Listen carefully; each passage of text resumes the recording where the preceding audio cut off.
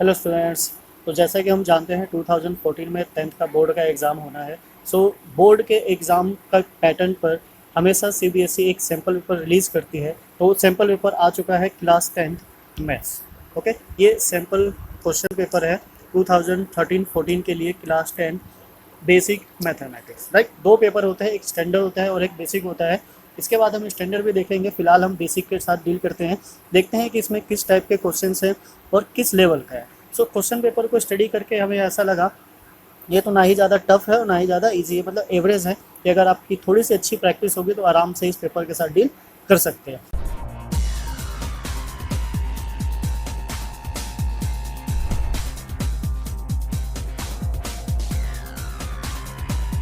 हम एक बार देख लेते हैं किस तरीके का क्वेश्चन पेपर है, फिर क्वेश्चंस को सॉल्व करने की ट्राई करेंगे।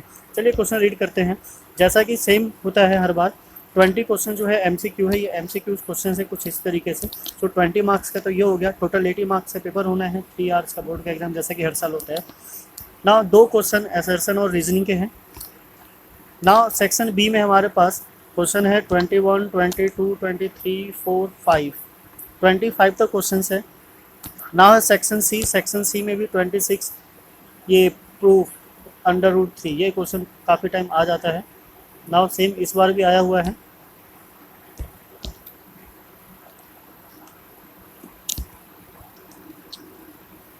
जैसा कि आप देख सकते हैं question number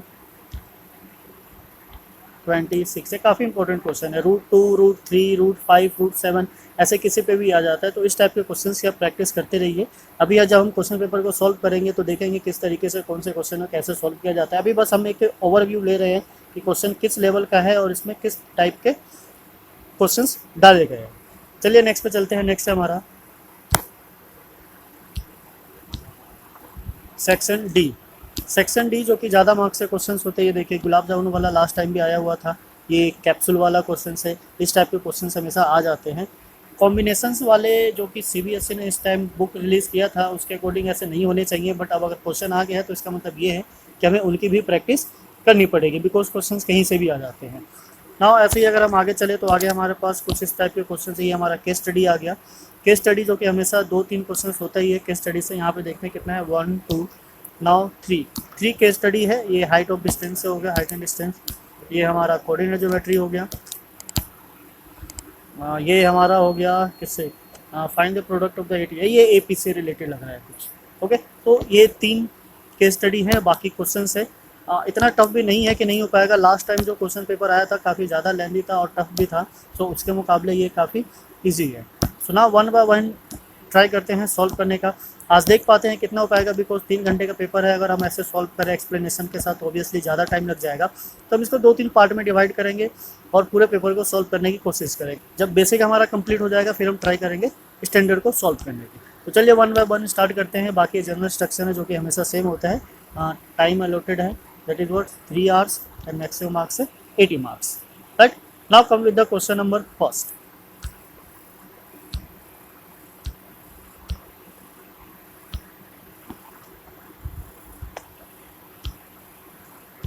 So question number first is, if two positive integer a b are written as a equals to this, b equals to this, now prime number, ठीक है, x y क्या है, प्राइम नंबर है, it means ऐसा कोई common factor नहीं है दोनों का। We need to find the HCF. ये क्वेश्चन काफ़ी टाइम एग्जाम में आ चुका है, बोर्ड में भी आ चुका है, सिंपल में भी आ चुका है। तो इस टाइप के क्वेश्चन आते रहते हैं, तो ऐसे क्वेश्चन की मैक्सिमम जितने हो सके उतनी प्रैक्टिस कीजिए। तो चलिए हम फाइंड करते हैं HCF of A and B. A है हमारा एक्स क्यूब और एक्स स्क्वायर, तो इसको हम क्या लिख सकते हैं, x multiply x and then y multiply y. Now similarly B is what, x multiply y. So HCF क्या होता है, जो दोनों में हमारा कॉमन होता है। सो पहले तो एक्स आ रहा है जो कि दोनों में कॉमन है, so this is what X. Y इसमें 2 है और इसमें 3 है, तो 3 हम 2 तो कॉमन ले ही सकते हैं। तो इट मीन्स कि this is Y and this is Y. Simplify करेंगे तो X and Y square. So X और वाई स्क्वायर कहाँ है, ये है हमारा option B. So option B is correct for question number 1। Right, now come for the question number second. HCF और LCM के क्वेश्चंस आ जाते हैं और ज़्यादा ट्रिकी भी नहीं होते, टफ भी नहीं होते, तो आराम से हम इसको सॉल्व कर सकते हैं। Now the question number second is, ये बी है, ठीक है, ठीक है। The LCM of the smallest 2 digit composite number, ठीक है। तो कंपोजिट नंबर क्या होता है, जिसके मल्टीपल फैक्टर्स हो या फिर जो प्राइम नंबर्स नहीं होते। सो 2 डिजिट की जो स्टार्टिंग होती है कहाँ से होती है, 10 से होती है, और 10 is obviously this is what composite number, because ये 2 और 5 दोनों से डिविजिबल है। Now the smallest composite number, और स्मॉलेस्ट कंपोजिट नंबर क्या होता है, 4। तो हमें क्या फाइंड करना है, इन दोनों का एलसीएम फाइंड करना है।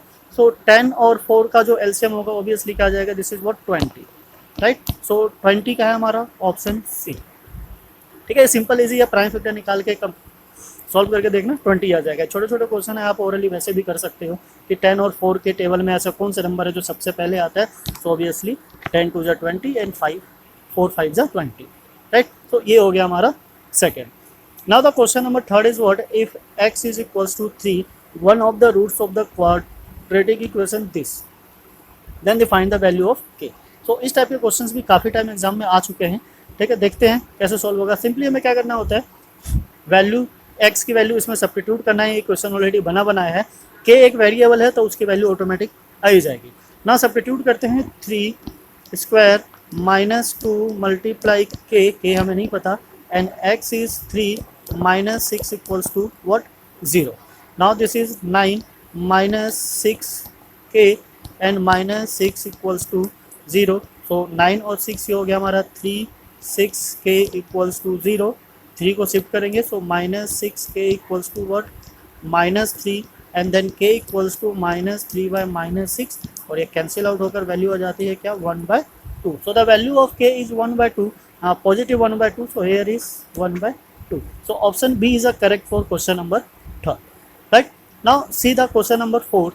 Question number 4 is what, the pair of the equation y equals to 0 and y equals to minus 7.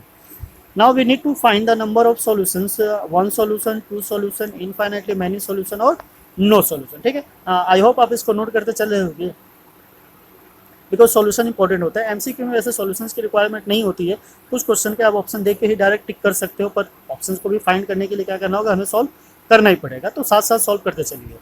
So question number 4 का हम ग्राफ प्लॉट कर लेते हैं, ग्राफ से इजीली समझ में आ जाता है। सपोज ये ग्राफ है हमारा, this is X axis and Y axis, ये एक्स एक्सिस है, वाई एक्सिस है। इसने बोला है y इक्वल्स टू 0, तो y इक्वल्स टू 0 का मतलब होता है कम्प्लीटली एक्स एक्सिस इसका लाइन हो जाएगा। नाउ नेक्स्ट है y इक्वल्स टू -7, और y इक्वल्स टू अगर -7 है तो जो सेकंड लाइन होगा वो कुछ इस तरीके से पास होगा -7 and y equals to what 0। तो ये दोनों लाइन जो है कैसे जा रही है, पैरेलल जा रही है, और पैरेलल जाने की वजह से इसका जो नंबर ऑफ सॉल्यूशंस होगा वो क्या हो जाएगा 0, ठीक है। तो नंबर ऑफ सॉल्यूशन क्या होगा 0, इट मीन्स की no solution. So option D is correct. Now come at the question number 5। Question number 5 is what, value of k, यहाँ भी k की वैल्यू फाइंड करनी है। इक्वेशन यहाँ पे ऑलरेडी बना हुआ है। Here is a question 2x² minus kx plus k equals to 0 has a equal root, ठीक है। ये चैप्टर 4 से है, क्वाड्रेटिक इक्वेशन से। यहाँ क्या करना है, हमें k की वैल्यू फाइंड आउट करना है, and the condition is what equal roots. तो हमें पता है कि जब भी इक्वल रूट्स होते हैं तो ऐसे केस में जो d होता है वो क्या हो जाता है 0, और d क्या होता है हमारा, d is what, d is b² minus 4ac। तो यहाँ इसकी हेल्प लेंगे। सो क्वेश्चन को सॉल्व करने से पहले हमें पता होना चाहिए कि क्वेश्चन किस चैप्टर से है, उसमें कौन सा फॉर्मूला अप्लाई होना है। बिकॉज अभी हमने देखा कि क्वाड्रेटिक इक्वेशंस के 2 क्वेश्चन है। एक क्वेश्चन हमारा था चैप्टर नंबर 3 सेकंड से, और एक है चैप्टर नंबर 4 से। तो थोड़ा कन्फ्यूजन ना हो, इसीलिए कॉन्सेप्ट क्लियर होना बहुत ज़रूरी है। और जो MCQs के क्वेश्चन होते हैं वो बेसिकली कॉन्सेप्चुअल बेस होते हैं, क्योंकि उसमें ज़्यादा कैलकुलेशन वर्क नहीं होता है, डायरेक्ट फॉर्मूले पे ही डिपेंड करता है। तो नाउ चलिए देखते हैं, हमारा A क्या है, A2 है, B माइनस k है, और C क्या है k। सब्स्टिट्यूट करते हैं। So this is what minus k² minus 4a is what 2 and k is c हो गया, ठीक है। Now this is what equals to 0। So this is k² minus 8k equals to 0। अभी हमारा फिर से क्वाड्रेटिक इक्वेशन बनकर आ गया। तो इसको फैक्टर करते हैं, जैसा कि हम देख रहे हैं इसमें c नहीं है। सो इसको फैक्टर करने के लिए मिडिल टर्म स्प्लिट करने की जरूरत नहीं है, हम डायरेक्ट k को कॉमन ले लेते हैं। सो k कॉमन लेते के साथ ही हमारे पास बच जाता है k माइनस 8 इक्वल्स टू 0। सो अगर किसी भी दो प्रोडक्ट का दो रिजल्ट अगर 0 दे रहा हो तो ऑब्वियसली या तो फर्स्ट 0 होगा या फिर सेकंड 0 होगा। सो हम एज्यूम कर लेते हैं लेट k इक्वल्स टू 0 और k माइनस 8 इक्वल्स टू 0, और इसको सॉल्व करके क्या आ गया 8। तो k के 2 पॉसिबल सॉल्यूशन है 0 और 8। तो देखते हैं 0 और 8 कहाँ है, यहाँ है हमारा। सो option D is correct, 0 and 8। I hope आपको समझ में आ रहा होगा, ना समझ में आए तो वीडियो को एक बार दोबारा से फिर से रिपीट करके देख सकते हैं। अगर आपके कॉन्सेप्ट क्लियर है तो क्वेश्चन आराम से इजीली सॉल्व हो जाएंगे, अदरवाइज थोड़ी बहुत प्रॉब्लम फेस करनी पड़ेगी। अभी बहुत टाइम है, अभी तो सिलेबस भी पूरा नहीं होगा स्कूलों में, तो धीरे धीरे जो चैप्टर अभी नहीं हुए हैं उनके क्वेश्चंस को समझने में थोड़ी प्रॉब्लम हो सकती है, पर फिर भी समझते चलिए, जब हो जाएगा तो वापस से दोबारा से लिंक कर लेंगे। ठीक है, अभी तो सितंबर स्टार्ट ही हुआ है, अक्टूबर है, नवंबर, दिसंबर, जनवरी, फरवरी के मिड से एग्जाम स्टार्ट है, तो अभी हमारे पास बहुत टाइम है इसके लिए। नाउ नेक्स्ट क्वेश्चन है question number what 6. Question number 6 is the distance of this point from the x-axis is k unit. We need to find the value of k. तो बेसिकली अगर वो डिस्टेंस भी बोल देता तो काम हो जाता हमारा। तो इसको समझने के लिए हम ग्राफ बना लेते हैं। ये सपोज हमारा ग्राफ है, this is a point 3,5. We need to find the distance of this from the x axis. तो ये तो हमारा 3 हो गया और ये हो गया हमारा 5. So distance of the x axis is what 5, right. So 5 unit, simple है। ग्राफ प्लॉट करते के साथ ही हमारा रिजल्ट आ जाता है, दिस इज व्हाट 5 यूनिट. कहाँ है 5 यूनिट, ये रहा 5 यूनिट. ओके, नाउ बेसिकली आप ऐसे भी कंपेयर कर सकते हो कि इसमें जिस कोऑर्डिनेट से या जिस एक्सेस से डिस्टेंस पूछा हो उसको छोड़ के दूसरा वाला पकड़ लो. अगर एक्स एक्सिस से पूछा हुआ तो एक्स को छोड़ दो, वाई पकड़ लो, और वाई एक्सिस से पूछा हुआ तो वाई को छोड़ के एक्स पकड़ लो, वही डिस्टेंस हो जाएगा. क्लियर, सिंपल है. आप जैसे जैसे प्रैक्टिस करते जाएंगे आपको समझ में आता जाएगा. नेक्स्ट है हमारा चैप्टर नंबर 6 से ट्रायंगल ABC और ट्रायंगल PQR. ठीक है, ये दोनों बताना है. सिमिलर है तो जो इनकी नेमिंग होगी वो कैसे होगी. हमें पता है कि जब भी हम ट्रायंगल की जो सिमिलरिटी रूल फॉलो करते हैं उसमें जो रोटेशन होता है दोनों का क्या होना चाहिए, थोड़ा सा बैलेंस होना चाहिए, मतलब कॉरस्पॉन्डिंग पार्ट्स के अकॉर्डिंग होना चाहिए. तो अगर ये हमारा ABC है और दूसरा ट्रायंगल है दिस इज व्हाट PQR, तो ये जानना चाह रहा है कि इसकी जो स्टार्टिंग है ABC की PQR से कैसा है. ठीक है, एक बार ऑप्शंस को देख लेते हैं. वैसे तो हमें पता है कि अगर ABC है तो सिमिलर हो जाएगा इसके PQR के, बट ये किस तरीके से नाम लिखा जाएगा. ठीक है, तो कॉरस्पॉन्डिंग पार्ट्स में यहाँ देखते हैं हमारा P है, ये C है, दिस इज P और A ना. फर्स्ट लेटर को देखना है बस. फर्स्ट लेटर अगर आपने पकड़ लिया तो बाकी सारा काम वैसे ही हो जाएगा. Now this is what CP, तो एक चीज़ देखा हमने, जो दूसरा ट्रायंगल है PQR वाला, उनकी जो हमेशा स्टार्टिंग किससे है, P से है. ठीक है, तो हम इसी को पकड़ लेते हैं. चलिए स्टार्ट करते हैं इसी के साथ. तो पहला ले लिया हमने P. अब P के इक्वल क्या है वो आपको यहीं से मिल जाएगा. अब देखिए P के साथ क्या आ रहा है, C. तो अगर इसका ट्रायंगल फर्स्ट का P लेटर है तो जो सिमिलर होगा वो स्टार्ट होना चाहिए किससे, C से. नाउ इसके साथ देखिए C के बाद क्या है, A. तो C के बाद A हो गया और P के बाद क्या है, Q. अब बचा क्या, यहाँ R बचा और यहाँ B बचा. देखिए PQR और CAB कहाँ है, PQR CAB, ये तो पहला ही है, ये रहा हमारा option. So the first option is correct. तो ये जो ट्रायंगल है सिमिलर है किस तरीके से, PQR और CAB से. ठीक है, सिमिलर तो दोनों ट्रायंगल है ही है, बट उसकी जो नेमिंग होती है वो कॉरस्पॉन्डिंग पार्ट्स के अलोंग होनी चाहिए. तो ये थोड़ा सा ध्यान देने वाली बात है. ठीक है, चलिए नेक्स्ट क्वेश्चन पे चलते हैं.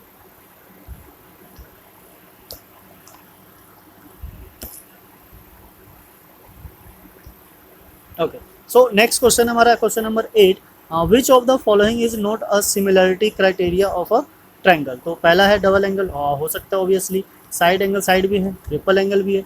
राइट एंगल हाइपोटेन्यूज और साइड नहीं है. ये कॉन्ग्रेंट में होता है, सिमिलर में नहीं होता है. सो ऑब्वियसली ये ऑप्शन जो हो गया क्या हो गया, गलत हो गया हमारा. सो option D was correct answer. तो अगर यहाँ पे करेक्ट आंसर की बात करें तो डी वाज करेक्ट. ठीक है, ऑप्शन मतलब क्राइटेरिया नहीं है, बट ऑप्शन यही है. In the given figure, this is a figure.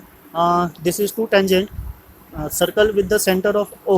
O की जो वैल्यू है 110 डिग्री है. Then we need to find the value of PTQ. ठीक है, तो बेसिकली यहाँ पे आप छोटा सा एक लॉजिक लगा सकते हो कि अगर ये दो टेंजेंट टच करता है और इस तरीके से एंगल बने तो एंगल O और जो बाहर एक्सियल एंगल पे बनता है ये हमेशा क्या बनाते हैं, सप्लीमेंट्री एंगल बनाते हैं. डेट मीन्स कि इन दोनों एंगल का जो सम होता है ऑलवेज क्या होता है 180 डिग्री. दूसरा आप यहाँ से भी ले सकते हैं कि ये 90 है, ये 90 है और ये पूरा क्या बना रहा है, कोऑर्डिनेटर. और कोऑर्डिनेटर के सारे एंगल्स का जो सम होता है क्या होता है 360 डिग्री. राइट, तो यहाँ से भी सॉल्व कर सकते हैं. तो चलिए सॉल्व करते हैं. इन दोनों का सम ले लेते हैं. दिस इज 110 और दिस इज व्हाट, माइनस कर लेते हैं 180 and 110. So this will be what 70 degree. So 70 will be the answer. Okay, so question number 9 के लिए हमारा आंसर क्या हो जाता है, 70 degree. Question number 10 is what, if cos A equals to 4/5 then find the tan A. ठीक है, तो ये बहुत इजी है, अब इसको किसी भी मेथड से कर सकते हो, पर ऐसे क्वेश्चन के लिए जो बेस्ट है हमारा ट्रायंगुलर मेथड है. ये हमने एक ट्रायंगल बना लिया, this is what angle A. अब अगर वो बात cos की कर रहा है तो ये 4 हो जाना चाहिए और हाइपोटेन्यूज 5. इसमें आप पाइथागोरस थ्योरम लगाओगे तो पाइथागोरस थ्योरम का ट्रिपलेट, ये छोटा सा रूल है, आराम से अप्लाई कर सकते हो। तो पाइथागोरस थ्योरम लगाते के साथ ये क्या हो जाता है हमारा 3। अब क्या चाहिए हमें 10। 10 क्या होता है? Perpendicular by base. सो 3/4 ढूंढिए, 3/4 का है, 3/4 is here. So option B is correct for the question number 10। Right.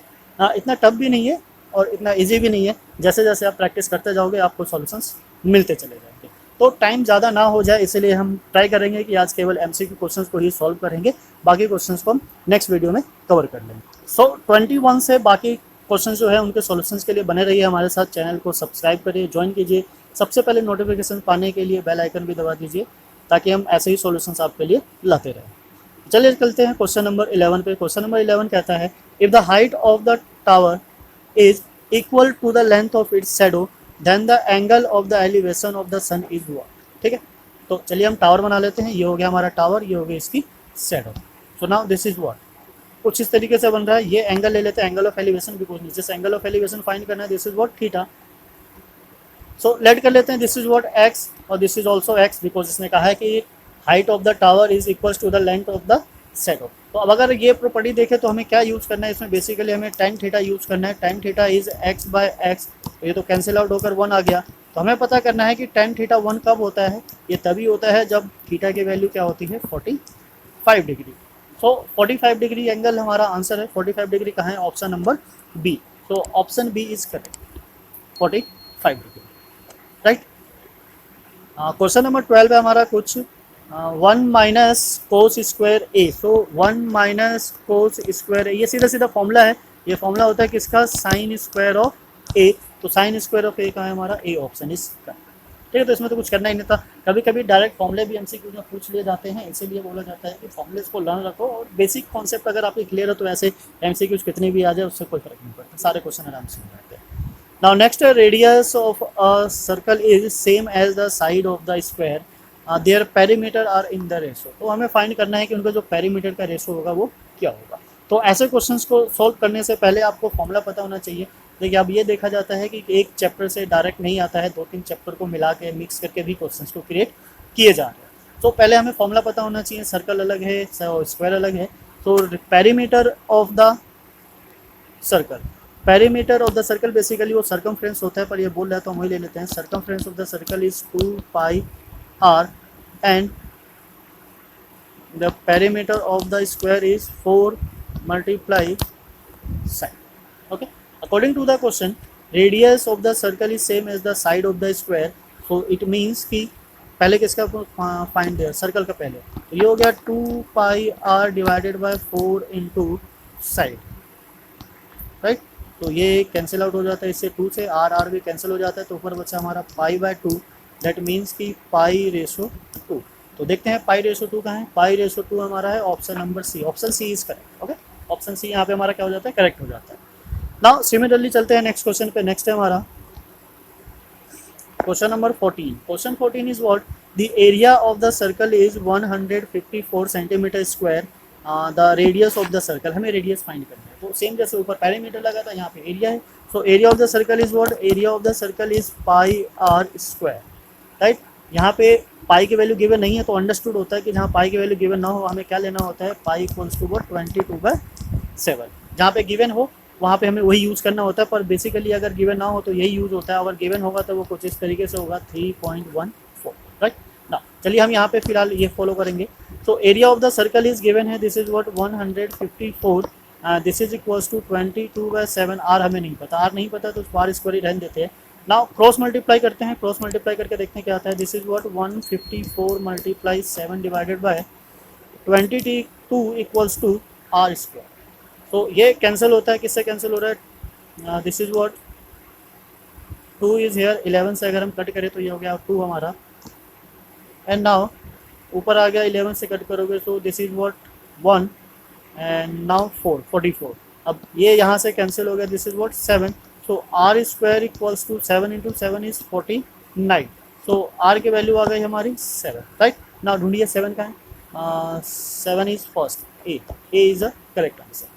Okay, radius of this circle is what 7 centimetre. Clear है, सिंपल है। अगर आपको फॉर्मूला पता है तो डायरेक्ट क्वेश्चंस होते हैं। एमसीक्यू में यही होता है, अगर आपको पता है तो डायरेक्ट होगा, नहीं पता तो आप कितना भी कुछ कर लो सॉल्यूशन मिलने वाला है। ठीक है। तो प्रैक्टिस करते रहे, बने रहे इस क्वेश्चन के साथ, आपके क्वेश्चन हमेशा सॉल्व होंगे।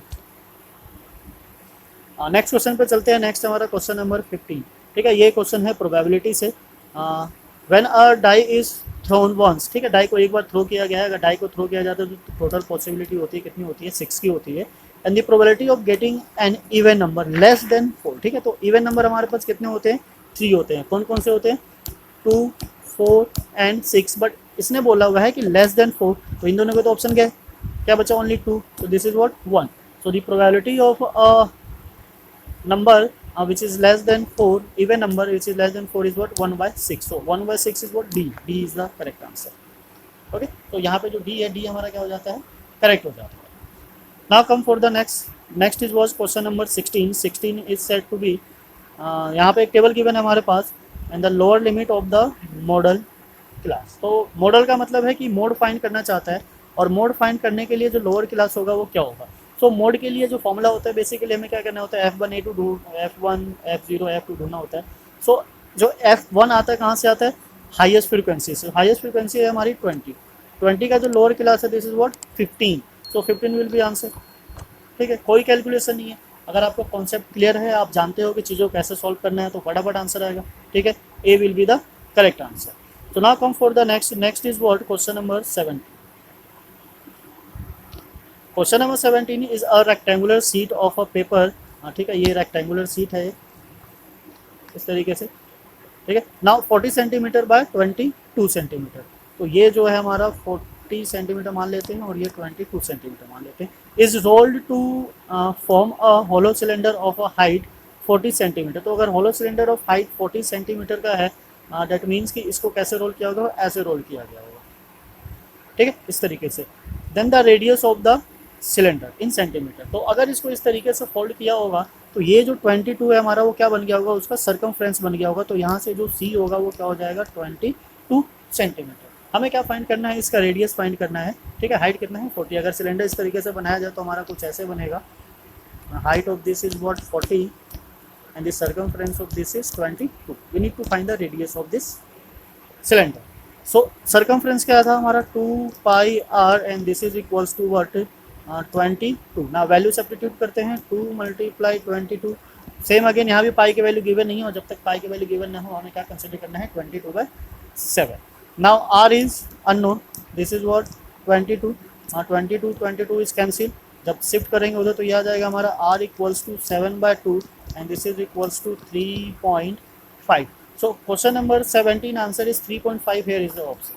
ठीक है, option A is what correct answer. Right, simple है, इजी है। Now the next is what 18। Question number 18।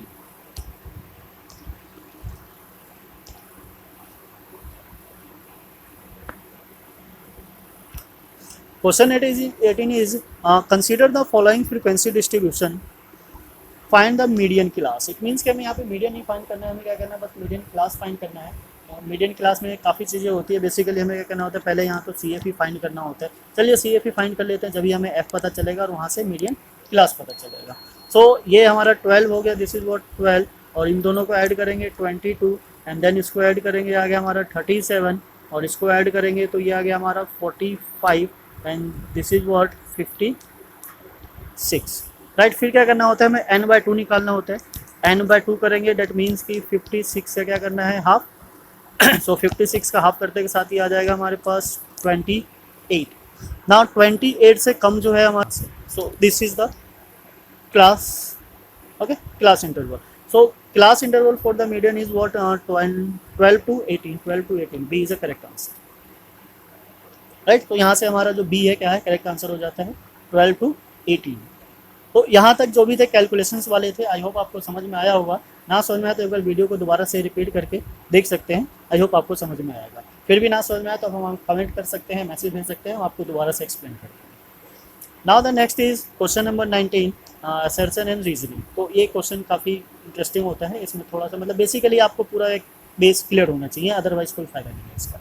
So question कुछ इस तरीके से है, the point 0, 4 lie on a y axis. ठीक है, तो अगर y की वैल्यू है 4 और x की नहीं है, तो ऑब्वियसली ये कहाँ लाई करेगा, y एक्सिस पे। ठीक है, सपोज कर लेते हैं यहाँ लाई कर रहा है 0, 4।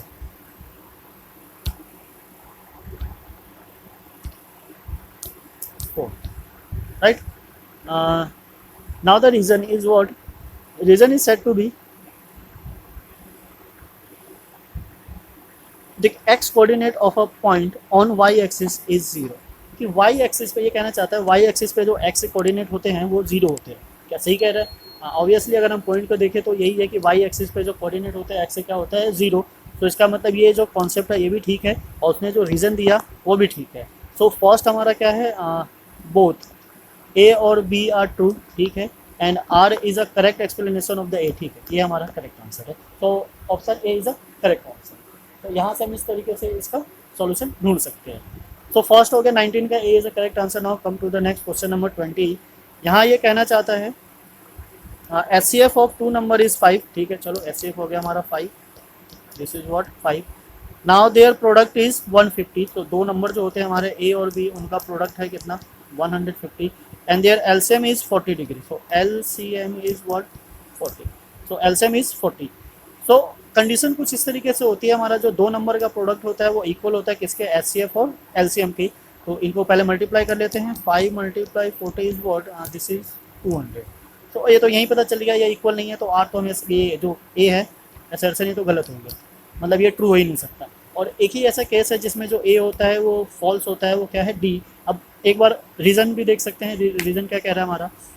For any two positive integer A और B HCF multiply LCM is equals to A B, ठीक है, ये करेक्ट है, ये तो करेक्ट है। तो आर ट्रू है, बी फॉल्स है, तो ऑप्शन नंबर डी हो गया हमारा।